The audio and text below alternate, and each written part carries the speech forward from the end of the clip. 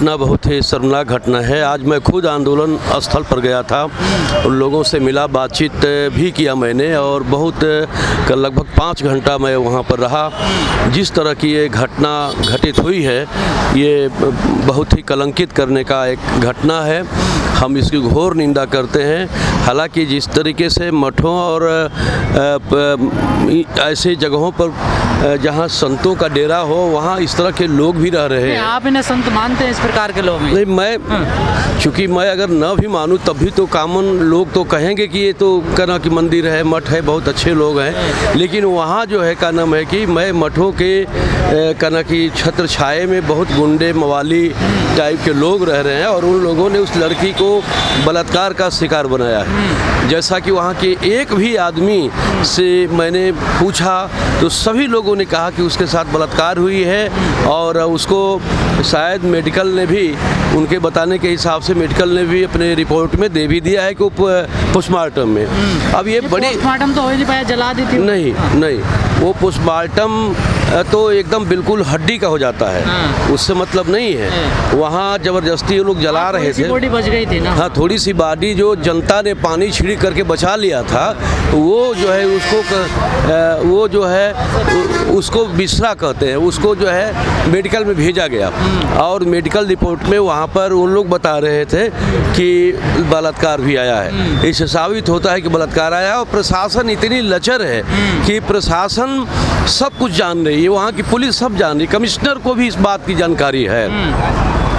कातिलों को बचा के ले जा रहे हैं वहाँ का जो पुलिस स्थानीय पुलिस प्रशासन है, लोगों ने बताया कि कातिलों को बचाना ये लोकतंत्र की कितनी बड़ी एक कोई जनरल व्यक्ति अगर लोकतंत्र को एक्सप्लॉइटेशन करता है वो अलग बात है, लेकिन प्रशासन खुद ही लोकतंत्र का क्या नाम है कि हत्या कर रही है। उस हत्यारों को पुलिस खुद पकड़ के ले गई है। लेकिन सर एक बात समझ में नहीं आई, अगर इस देश में निर्भया के साथ ऐसी घटना होती है पूरा देश मोमबत्ती लेकर निकल जाता, तमाम मीडिया चैनल लग जाते हैं, ठीक है ना। लेकिन जब एक दलित बेटी के साथ ऐसी घटना होती है कोई सामने नहीं आता। देखिए, मेरे लिए तो देश के किसी भी बेटी के साथ हो, मेरे लिए तो एक बेटी और दूसरी बेटी बराबर है। लेकिन समाज में जो जिस तरह की मानसिकता है, ऊंच नीच की भावनाएं हैं, उस तरीके से अभी काम मैंने देख रहा हूँ। मीडिया भी कहीं ना कहीं चुप रहती है। वहाँ के लोगों ने बताया कि मीडिया अभी आ जाई है। जब मुख्यमंत्री केजरीवाल जब गए हैं तो वहाँ मीडिया जो है आई है। लोगों का सरेआम कहना था कि मीडिया भी इस घटना को छिपा रही थी, चाहे जिस किसी भी डर से। तो ये बात सही है कि कमज़ोरों की आवाज़ मीडिया भी नहीं उठा पाती है। दलित समाज के अंदर बहुत कमज़ोर हैं, लाचार हैं। और मैं तो सुन करके हृदय विदारक घटना है। वो गरीबी के कारण वो लड़की, लोगों ने बताया कि मांग मांग करके लोग खाते थे। उसके पिताजी बहुत गरीब थे। मेरे आँख से भी आंसू आने लगते थे जब उसके 11 साल की ज़िंदगी का जब लोगों ने हवाला दिया। तो ये तो सब सरकार की लचर व्यवस्था है कि अपने हमारे देश के नागरिक, हमारे देश के बच्चे भीख मांगते हैं। लोग जो है सड़कों पर कागज़ उठा करके और बीन के खाते हैं, गंदी गंदी चीज़ों से बीन के खाते हैं। तो ये तो हमारे सरकार की शर्म की बात है। हैदराबाद में डॉक्टर लेडी का रेप कर उसको जलाकर मार दिया। वहाँ पर पुलिस इतने एक्शन में आई कि कोर्ट जाने से पहले आरोपियों का एनकाउंटर करके मार दिया जाता और यहाँ FIR दर्ज तक नहीं होती जब तक उस पर दबाव नहीं बनाया जाता। ये तो सरकार छिपा रही है ना, क्योंकि सरकार तो घटनाओं को ये कह रही है कि हमारे उत्तर प्रदेश से लेकर दिल्ली में कहीं भी इस तरह घटना नहीं है, क्योंकि FIR दर्ज भी नहीं करना चाहते हैं। सर आप दलित समाज से आते हैं, क्या दलित समाज की बेटियां सुरक्षित हैं आज के टाइम में? हाँ। एक बात है, मैं इस बात से सहमत हूँ कि दलित समाज की बेटी तो कमज़ोर दलित समाज है, इसलिए और नहीं वो क्या नाम है कि सुरक्षित है। लेकिन अन्य भी बेटियाँ जो गुंडे मवाली हैं उनके सामने वो भी सुरक्षित नहीं है। उनके लिए तो लोग खड़े हो जाते हैं ना, आपकी बेटियों के लिए लोग कहाँ खड़े हो रहे हैं? देखिए, अगर दलित संगठन नहीं आते तो आवाज़ उठती, आपको लगता? समाज में आवाज़ उठाने वाले कुछ लोग जरूर हैं। हाँ, ये बात सही है कि जो दलित कमज़ोर लोग हैं उनको कमज़ोरों के प्रति लगाव तो है ही, क्योंकि उत्पीड़ित वर्ग के साथ तो लगाव उत्पीड़ित वर्ग का रहता है। इसलिए दलित संगठन तो सदियों से सताया गया है। आज कोई घटना हो रही है तो दलित तो त्वरित वेग से खड़ा हो रहे हैं। चंद्रशेखर जी भी उस घटना पर गए थे, चंद्रशेखर आज़ाद, उन्होंने भी अपनी वेदना जाहिर किया है और सरकार की लापरवाही का घोर विरोध किया है। तो तय बात है कि दलितों की अपनी लड़ाई तो अपनी लड़नी ही पड़ेगी। अगर दलित अपने पैरों पर नहीं खड़े होंगे तो हजारों साल से उनका दमन होता रहा, आज भी वो दमन होगा। इसलिए ये बात कहीं न कहीं सामाजिक तौर पर, सामाजिकता में एक भेदभाव अभी समाज में जो मौजूद है, हम लोग तो उसको समाप्त करना चाहेंगे कि इस तरह की भेदभावना न हो। आपको नहीं लगता कई वीडियो ऐसे आई है दलित महिलाओं को, दलित लड़कियों को इस्तेमाल करने का सामान समझते हैं ये लोग? देखिए, दलित महिलाओं को इस्तेमाल तो हमारे जो पुराने जो धर्म के जो परंपराएं हैं उसमें लिखा हुआ है कि जो है दासी प्रथा और ये जो शूद्र जो लोग हैं वो ऊंची जाति के उसमें उपयोग के लिए हैं, सुख के लिए हैं। लेकिन वो चीज़ें बाबा साहब ने संविधान में बदल दिया है। बाबा साहब ने हिंदू मुस्लिम की एकता लेते हुए भी समाज के हर वर्ण को, हर लोगों को एक आज़ादी देने की कोशिश किया है। इसलिए निश्चित ही दलित शोषित पीड़ित व्यक्ति जो पुरानी परंपरा है उसको तोड़ेंगे और आगे बढ़ेंगे, दमन जितना भी हो।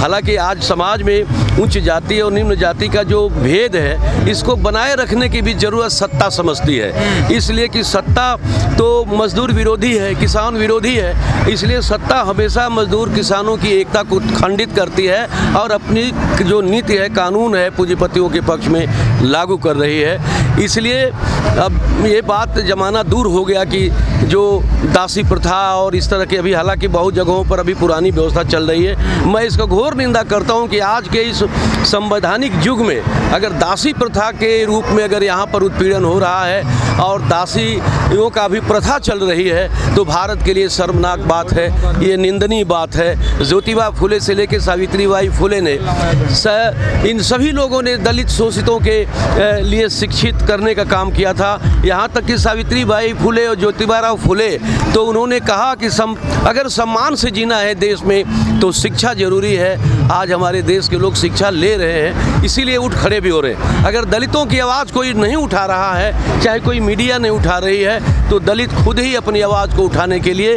वो खड़े हो रहे हैं और खड़े होने का नतीजा है कि उनकी आवाज़ पूरे देश में जा रही है और अब उनको दबाया नहीं जा सकता किसी कीमत में। इसलिए कि देश के अंदर अगर देखा जाए हिस्ट्री में, उधम सिंह भी दलित परिवार के थे। वो डायर से बदला 22 साल के बाद उसी लंदन में लेते हैं। कोई सोच सकता है वो तो अनाथ थे, उनके माता पिता भी नहीं थे, वो तो बहुत ही की गरीब कौम के थे, लेकिन वो भारत के अंदर जो कर दिखाया, देश के अंदर एक कितना बहुत बड़ा सम्मान की बात है, वो तो भी दलित परिवार के थे। बहुत सारे ऐसे। क्या लगता है सर आपने जो ये दिल्ली कांड में घटना, ये न्याय मिल पाएगा उस लड़की को? लड़की तो नहीं रही है।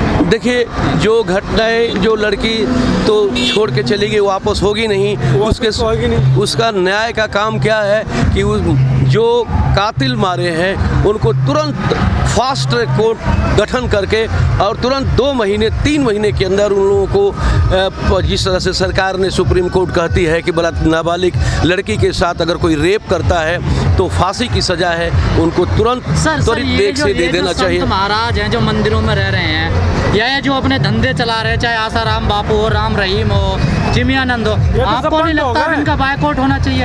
इन चीज़ों को सबको खत्म कर देना चाहिए। बिल्कुल खत्म कर देना चाहिए।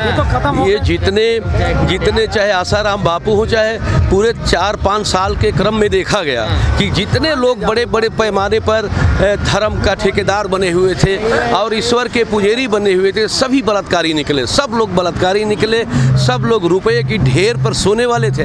जो रुपये की ढेर पर सोने वाले लोग हैं वो क्या संत बन सकते हैं? संत तो हमारे देश में संत रैदास थे, जिन्होंने अपनी जीवन को वो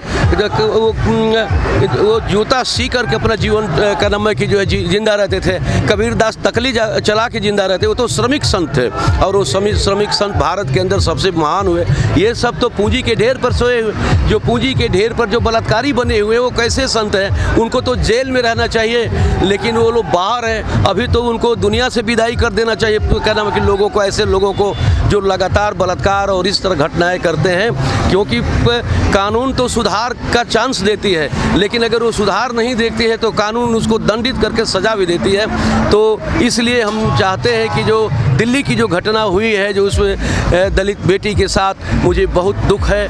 और मैं उसको केजरीवाल से तो मांग करना चाहता हूं कि जब ये सरकार इनकी बनी थी तो इन्होंने एक सिपाही रात को किसी गुंडे ने मार दिया था, 1 करोड़ रुपया दिया था, और आज उन्होंने 10 लाख की सुने हैं कि घोषणा किया।